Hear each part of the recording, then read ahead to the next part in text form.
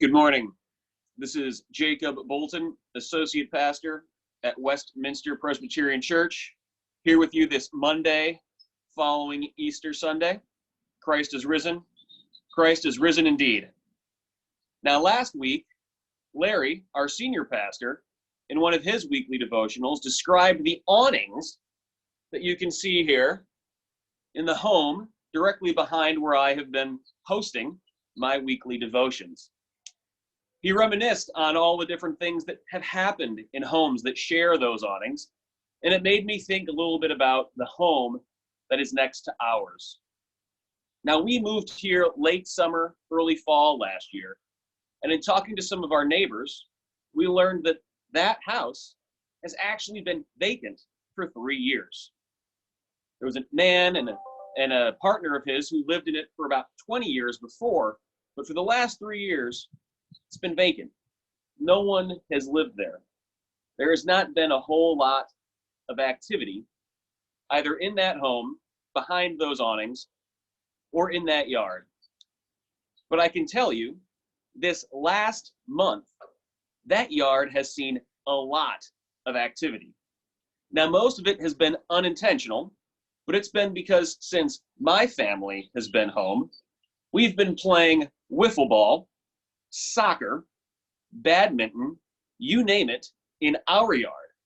And every time we hit a wiffle ball home run, plop, goes over the fence and into that guy's yard. We have to go and get it.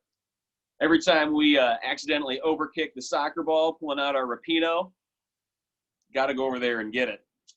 Every time we have a little badminton blooper, we've got to go over into that yard and get it. That yard probably in this last month has seen the most human activity it's seen in at least 3 years. But then when we have not been romping around our backyard, it's been incredible for me to just look over there and see all of the non-human activity that's been taking place. There's actually a family of bunnies that lives right back there underneath the shed. There's a mom, a dad, and 3 little baby bunnies. And they go over to the tree that's in the yard next door, and they nosh on the clover around the base of that tree. There's a family of woodpeckers who about halfway up the tree have this amazing multi-doored home. You can see them flying in and out of all these different holes that they've created in one of the limbs. Or where a previous branch had fallen down and now there's a little knot there, they've borne their way through that and they're able to get in. Way up high in the upper levels of the tree, there's a family of mourning doves, and they have a nest way up there, and it's incredible to see them way up on the highest canopy nesting and then swoop down and pick up things like fluff or twigs or grass from down on the lawn and then pick it back up and bring it to their nest. I've always heard about life in a rainforest and how the life is structured on canopies. I've always thought that only happened in the rainforest. But here in Arlington, Virginia, it's been amazing to see all of that life, all of those canopies taking place just next door. All of those families, those bunnies, those woodpeckers, those mourning doves have a home in that tree. And they're doing their best to prepare for what is yet to come. Now, I was going to talk to you about how that house hadn't seen much life in those 3 years. Remember, it's been vacant. But then tell you about how during this season of unique fullness in our backyard, there has been so much activity. But I can tell you that with our weather today, it's hard for me to tell you that there's a lot of activity that's going to happen in that yard today. We have basically a whole lot of standing water. There's kind of all of a sudden our backyard went from being a yard to being a pool. If it wasn't for social distancing, we could all have a pool party in our backyard.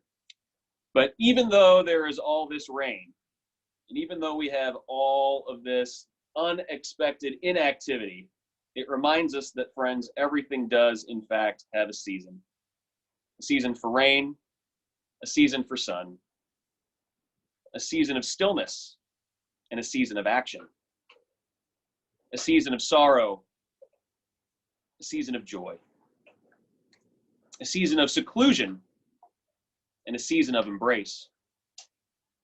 A season, yes, of rain and of sun, and a season of Lent, and a season of Easter. Now, rain or not, friends, we are in the season of Easter, the season of resurrection and the season of eternal hope. And so may the chorus of our collective alleluias ring forth from the places we live, from the digital connections that we so blessedly share, and echo in the eternal mind of God. Much love. Hold fast.